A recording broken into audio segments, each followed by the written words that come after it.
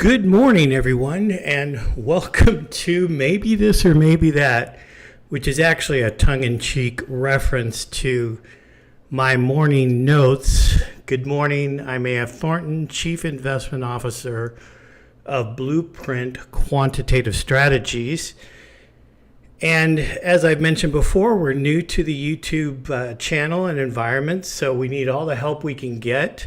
If you like what you hear on this channel, please give us a thumbs up. Please tell your friends, join the channel, be a part of our community. We'll be going from here, since it's Tuesday, over to the trading room this morning. Hopefully some of you are already joining us there or may join us there. But in any event, what this morning program is all about is preparing for the day ahead. If you're going to day trade, and in our case we specialize in the S&P 500 futures, but the principles can be applied to pretty much any financial instrument. I always say if the market's in gear, then find the fastest moving stock that certainly is correlated to the market, and you'll have pretty much the answer to anything. In my view, I could do anything I want or need with the S&P futures. There's enough leverage. If I'm right about that, I can make all the money I need to make, even though it does get boring sometimes. But in any event, let's move right along here, because I hate all the legal jargon. You guys have heard this and read this before. The bottom line is all of these videos, everything we do on this channel is for educational purposes. It's not meant to be investment advice. But I think you're smart enough to know that. But take a picture of that if you need to, just to refresh your memory. And of course, like I said a few minutes ago, if you like this content, please give us a like, a thumbs up, and share it with friends. Consider joining the channel. Anything you can do to help us and be a part of this community would be greatly appreciated as we try to grow this content and help as many people as we can. This is a crazy world right now, and if you could learn how to do what we do, it's a life-altering event. A lot of freedom, a lot of fun.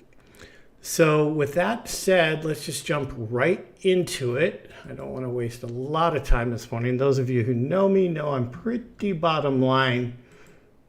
So let's get all this stuff off the screen and head right to the charts. Okay.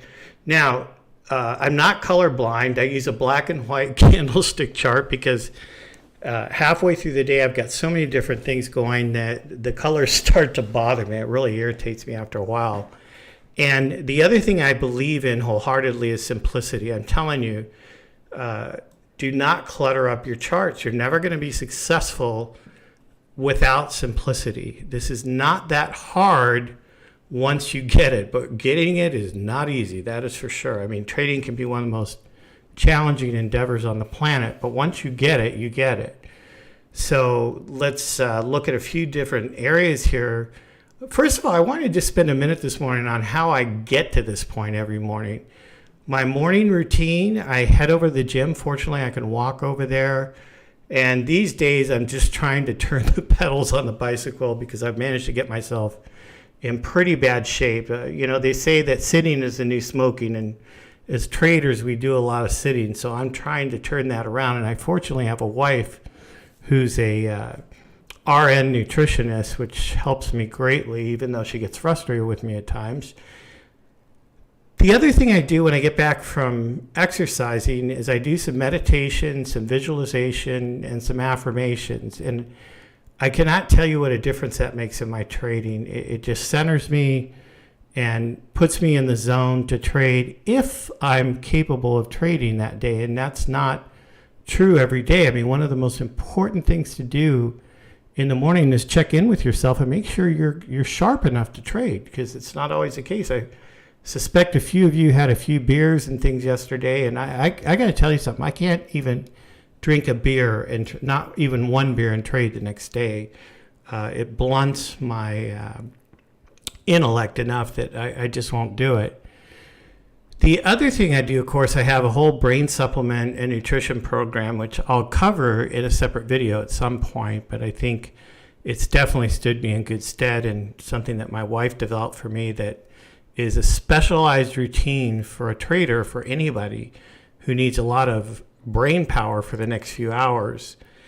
And then I also I have a quantum scanner and biofeedback machine that I tune in with in the mornings as well, kind of in conjunction with my meditation. And I'll cover that again in a separate discussion. And then, of course, the final thing I do right when I get done with these videos is just check in. Am I capable? Am I sharp enough? So just a little hint on my morning routine. I thought that's something you might be interested in at some point. I guess the next thing that's important to me is, if there's anything that's going to hit the tape today that I need to be aware of. And today we have factory orders coming out 30 minutes after the open. So I don't know if I would want to get involved in an opening trade today, because that could change everything, a half an hour in. And we saw that on last Friday when we had a report hit about 30 minutes after the tape and just turned the tape negative. It's a weird time. Bad news is good news. Good news is bad news. Bad news is good news. Who knows, right? But up until this point, bad news has been bad news. Right? Now, bad news is good news, because the predominant issue has been interest rates and Fed policy. And now that there's some signs that the economy may be slowing, and more signs that it's slowing, that has been helping interest rates come down. In fact, they came down rather dramatically last week. The 10-year did. But the other side of the coin now is earnings. Okay, so stocks and the stock market are affected both by interest rates, which I always call the discount rate.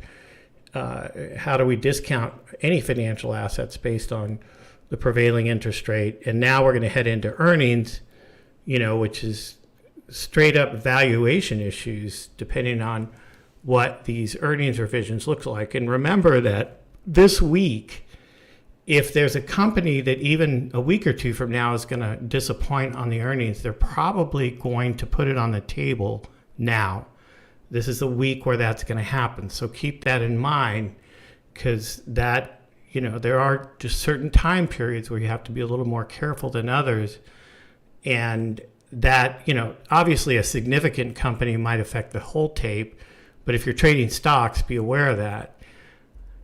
So we've got durable goods revisions today as well. I don't think that's a big deal, but the factory orders is. And of course, later this week, we've got Fed minutes tomorrow. Remember, this is a 4-day week. This is Tuesday, not Monday. And we've got an employment report coming out on Friday. So there's a lot happening this week. Be aware. It's going to, again, lead to some additional volatility. And in fact, we'll talk about the volatility forecast here in a few minutes. So this is the little outline I want to go through this morning as we build the chart for today. So let's just jump right into it. The first thing I look at every day is market structure, right? And I don't care if I'm trading in a multi-microsecond time frame or daily or monthly. In fact, I've got a video coming out on the big picture later today. But for right now, be aware of the market structure. And what is this market structure telling us? Well, clearly it's a downtrend, right? We've got lower highs, lower lows, but we're sitting right here in the middle of this developing price range.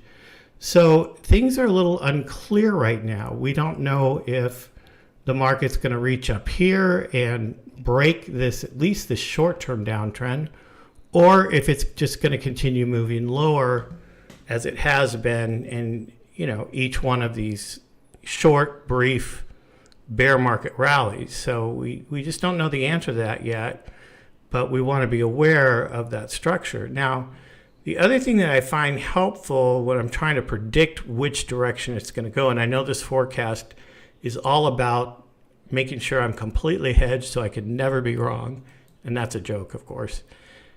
But the 20-week cycle in the market is roughly in this range. I could make it a little more precise, but so that 20-week cycle runs about 15 to 17 weeks.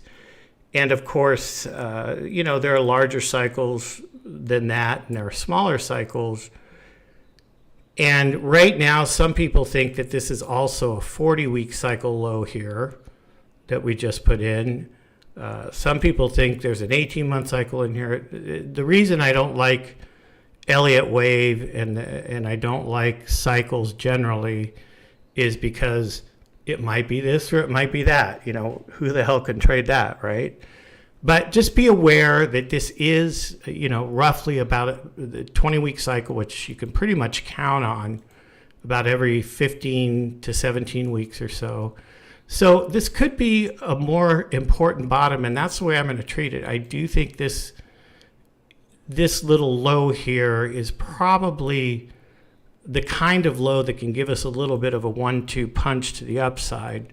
So I'm not ready to write this off yet as a failure. And in fact, you'll see in a few minutes why maybe that's not a good idea. But knowing that cycle is in that range there, and even though we're in a bear market, and in a bear market, these cycles are going to peak very, very early, I do think that is going to cause me to give a little bit of the benefit of the doubt to some more upside. And again, we're talking fractions of a point. I mean, it's like 50.009999999 to 49.99999. I mean, just a little edge to the upside. And I'll show you how we'll know if we're wrong or not. So we're in a downtrend, but we're neutral at the moment. That's where we're at. Now, I'm always looking for fuel. And a better way to say it is I'm always looking for where the stops are. But first, I want to know where to look. So the very first thing I do every week, even though I can't count here, is to look at what's in my wind chill for the week. And you'll see over here, especially as I darken it up here, you'll see this is the weekly expected move for the week, which is calculated by the options market. And the market will stay in this range, which is roughly 37.30 to about 38.30. Normally, 68% of the time, I always say roughly 70% of the time, it may poke outside temporarily, especially early in the week, but generally speaking, it will come back to close within that range. So I don't care what's going on up here. I don't care what might go on down here. What I care about for the rest of this week is what's going to happen in here. And for a 4-day week, it's giving us about a roughly 180 point range. So the volatility hasn't calmed down much at all. But this allows me to keep it simple, right? Just keep it simple.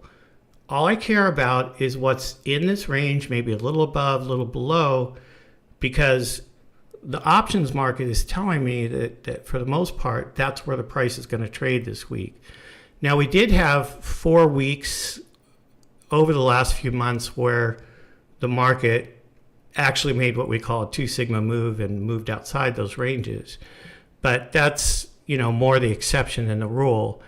So as with all things, and I think this may be one of the hardest things to do as a trader is to be aware of something like this, but not be married to it.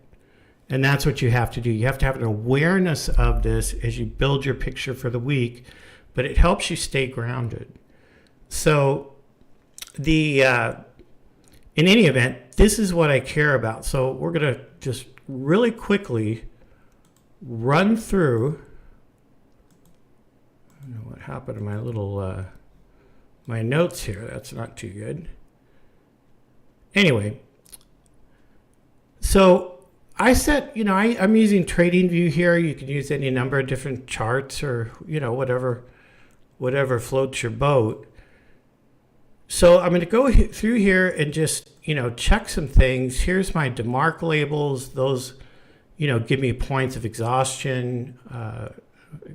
Work pretty well. Again, something to be aware of, but not merry.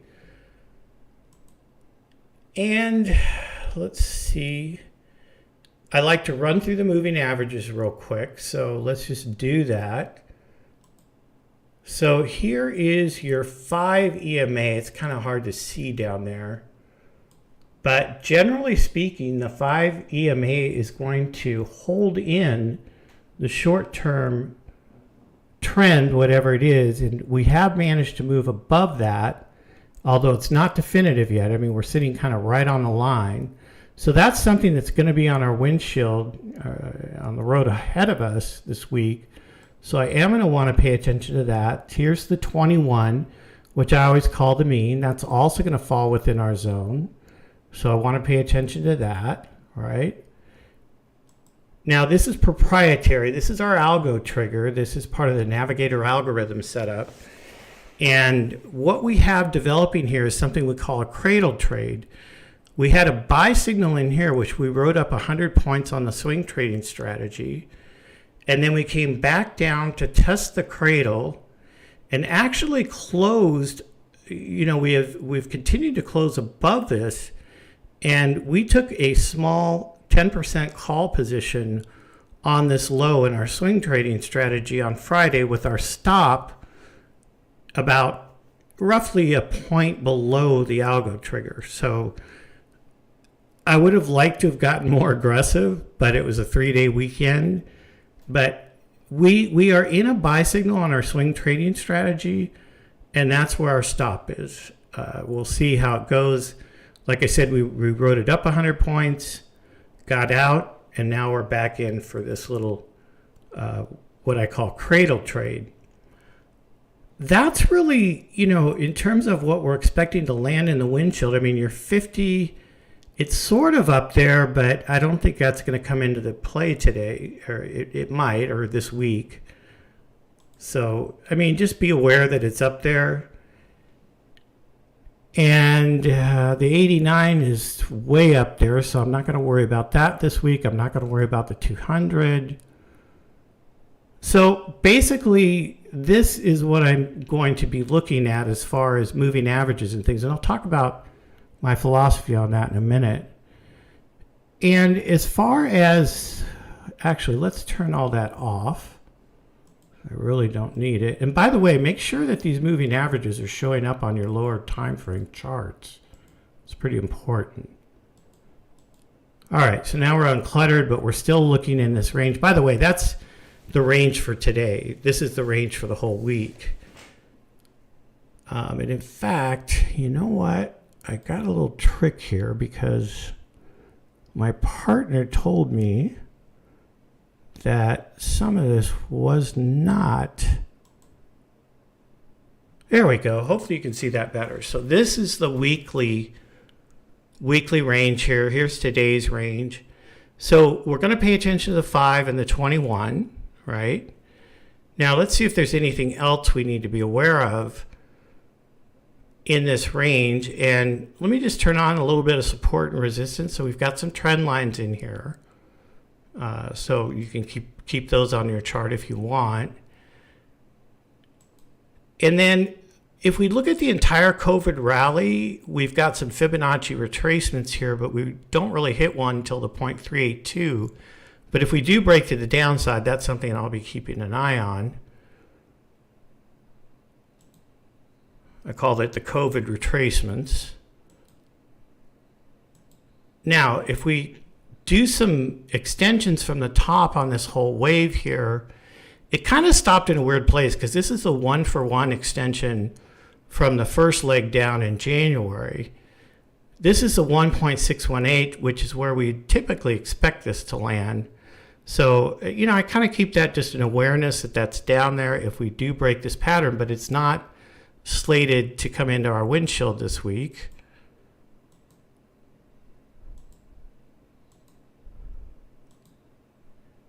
All right, and then let's see.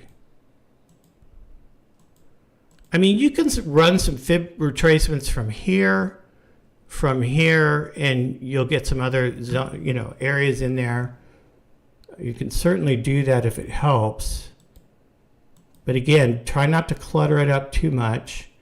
And then probably more importantly, these are the high volume nodes that in our range today, the most significant of one of which we talked about last week up here around 39.10.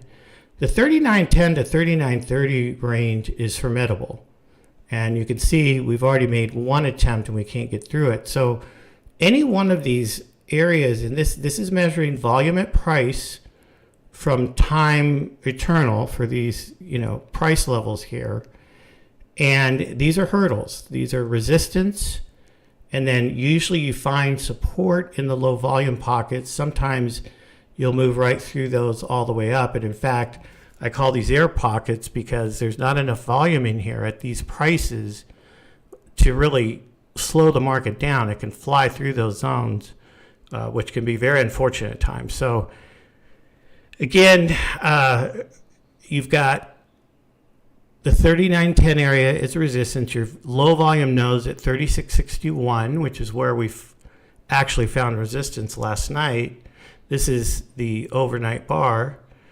And then here around 37.85 or so is another high volume node, which is where we might find support. So I can teach you how to put these on your chart, but these are very, very important because these are all points. If you want to know where real support and resistance are, it's at these high volume nodes. And I don't understand why most people try to look at, lows and highs and all that. It's just not relevant.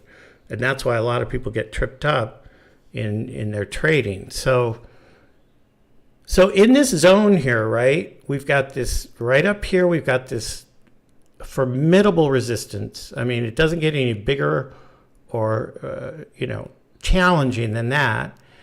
So where is our major support for the week? There's definitely some support right where the market is trading this morning, but probably our next major support is right around the June lows. That's the next volume node. And then you can see kind of a stair step going down here. But if you really measure this, if we can't hold where we're at, the next major support's around 33.88. You just call it roughly 3,400.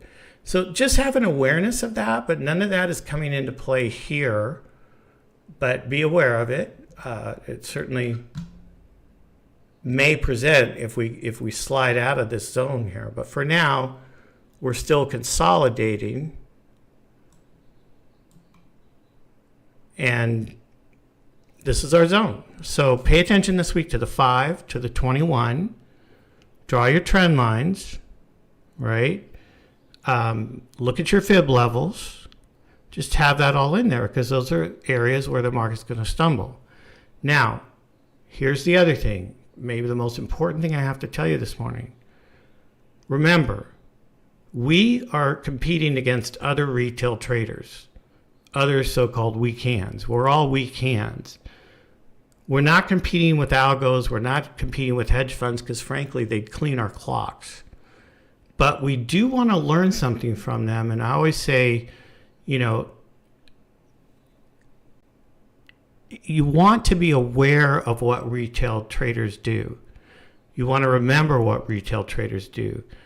So it's kind of like, think like a retail trader, but don't act like one. Now, primarily the only people that use stops in the market are retail traders. So what I'm always asking myself every day is, where are the stops, right? And the stops are going to be, for example, let me just blow this up because this is last night's candle, okay, right here. That's Friday. Notice the little tail up here. The first thing the market did when it opened yesterday is it ran all the stops sitting above these highs here, and then it flipped right over. So generally speaking, when I'm day trading, I'm moving from target to target with an understanding of where the retail traders have put their stops, right? And I'm always on the other side of what they're doing. So I'm like emulating the algos, thinking like a retail trader, but not acting like one. So similarly, that there's stops sitting under here. So if they flip this around, they're going to try to push it down here to run these stops, right? Because the market's always looking for liquidity. And, market makers and dealers don't make any money if there's no trades. So you can see there's stops sitting here under, about 37.45. And of course, now there's stops sitting above here. There's stops sitting above here. And naturally, there's a lot of stops sitting below here. So think in those terms. The market is going to try to seek out, if it's going down, it's going to go to the next area where the stops are, the next area, until it runs out of them, and then it'll turn around and go the other way. So key levels, make sure. Here's last week's bar right here. Make sure, I always have the high and the low for the previous week marked, because I know there's going to be stops above and below that. I always look at the midpoint as well. I always mark the same thing for the month. There's last month. I always want to know where the high and the low is. And I put those on my chart. I have a lot of different ways I mark those. I actually program them into Bookmap here so that they're on my chart every morning. And I actually draw lines for those. But again, what matters is, there's obviously stops all over the place, but what is relevant? What's relevant to us is what is going to happen in our windshield here. This is our windshield, our sandbox, our playground, whatever you want to call it.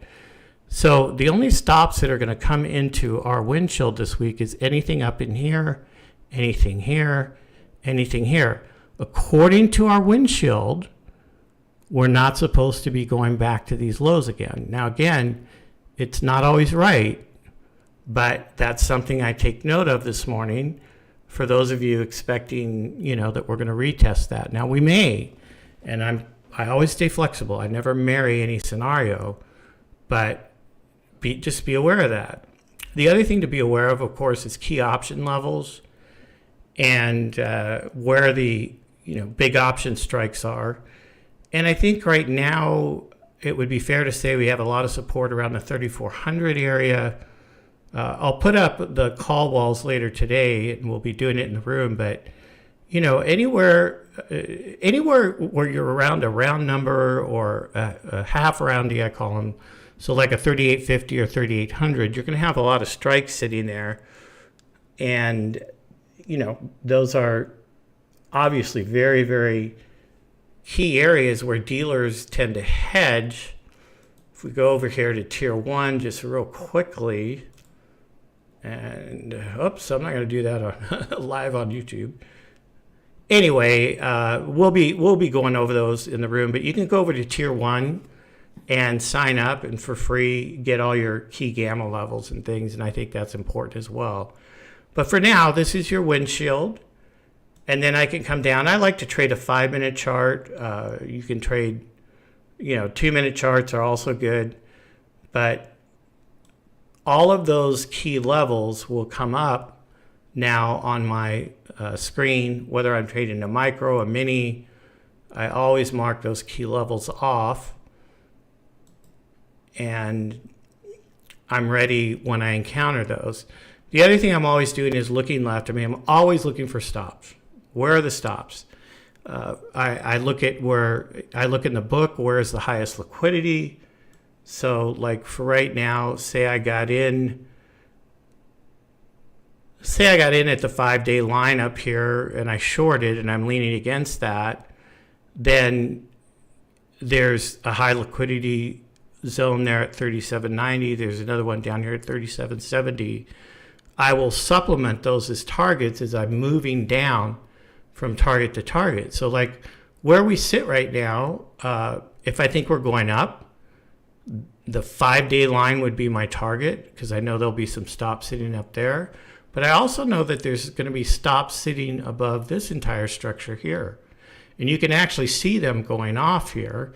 You can see some institutional trades going off as well. I look at those stops and I look to see, are the institutions buying those stops? You can see a lot of stops were run here, but they were picked up by the institutions. So that's probably a little bit of a short-term positive. So anyway, if you're in the trading room, you'll learn more about this, but those are the key levels that I'll be paying attention to today.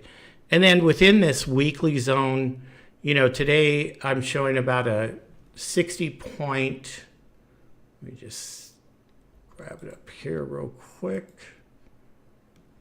Let's see, actually about 54 points plus or minus Friday's close. And then I also do a gamma calculation that revises that. Sometimes when we open with a big gap too far away from the previous day's close, I'll do a gamma calculation to adjust the daily expected move by the gamma to give me a calculation from the open rather than from the previous day's close. I don't think we need to do that today. I think roughly 55 points up or down from Friday's close, which is here, is fine. You can see that range is just a little bit low, a little bit narrower than the weekly range. And by the way, the reason I color these from green to red is, generally speaking, if I'm going to take a short position on the daily move, I like to take it in the red zone. And if I'm going to take a long position, I like to take it in the green zone. And that's kind of an overlay for anything I do. And I have those marked on my intraday chart. And of course, if you could do, I call it red, red or green, green, if you can be in the green zone for the day and the green zone for the week, and you're going to take a long position, that's got a little bit higher probability outcome. So anyway, that's all I want to cover this morning. Actually, it's a lot longer than I normally do and I normally intended. Again, if you like this video, please give us a thumbs up. Please hit the notification button so you can be notified of future programs. Also, consider joining our community. Go over to blueprintquantitative.com, look at what we have to offer, and sign up for the trading room. It's what we do in there is awesome, and I think you'll learn a lot. Obviously, past performance is no guarantee of the future results, but we study it anyway, right? And we've done phenomenally well there. In fact, our swing trading strategy is now up triple digits year to date, which I don't think there's a whole lot of people that can say that these days, and it's up triple digits the last 3 years. So we know what we're doing. We have a lot of fun with it. We have some not so much fun every once in a while too, just to keep us humble, but it's just, I can't think of anything that could be more important for somebody to learn and enjoy, and it's how to trade. You don't have to be a day trader. You can take swing trading positions and longer term positions. All the work we do applies in any time frame. I don't care if you're monthly charts, weekly charts, whatever you're trading, it works. So it's worth the endeavor. So I'll sign off for now. Kind of long-winded video this morning, but I hope it helps a lot. And again, come over, join us in the trading room. We look forward to seeing you there. Bye-bye.